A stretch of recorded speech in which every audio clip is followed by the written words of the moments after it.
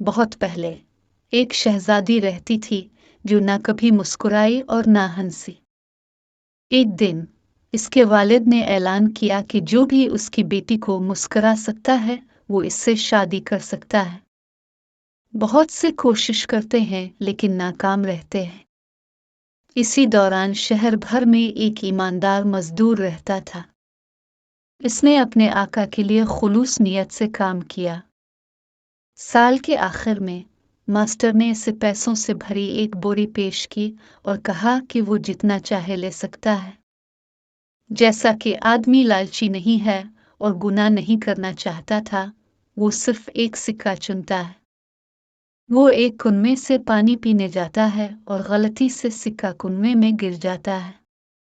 दूसरे साल में भी ऐसा ही होता है।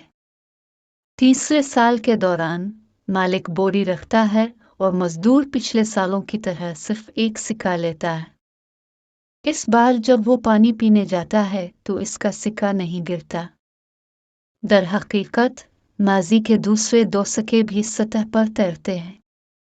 वो इन सिक्कों को इस्तेमाल करते हुए दुनिया को देखने का फैसला करता है।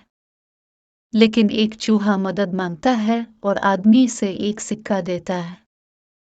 इसी तरह एक चुकंदर और एक कैटफिश भी मदद मांगती है और वो बाकी सिक्के दे देता है। घूमते हुए वो एक कले में पहुंचता है और शहजादी को अपनी तरफ देखता है। इससे नौजवान हैरान रह जाता है और वो कीचड़ में गिर जाता है। कैटफिश, बेटल और चूहा इसकी मदद के लिए आते हैं। शहजादी उन्हें देखकर हंस पड़ी। शहजादी के आसपास मौजूद हर शख्स उसे हंसता देखकर दंग रह जाता है।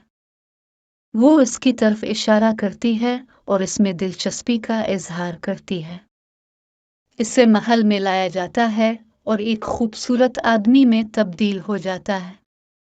खुश होकर बादशाह ने अपनी बेटी की शादी ईमानदार आदमी से करने का ऐलान किया। वो शादी कर लेते हैं और खुशी खुशी जिंदगी गुजारते हैं।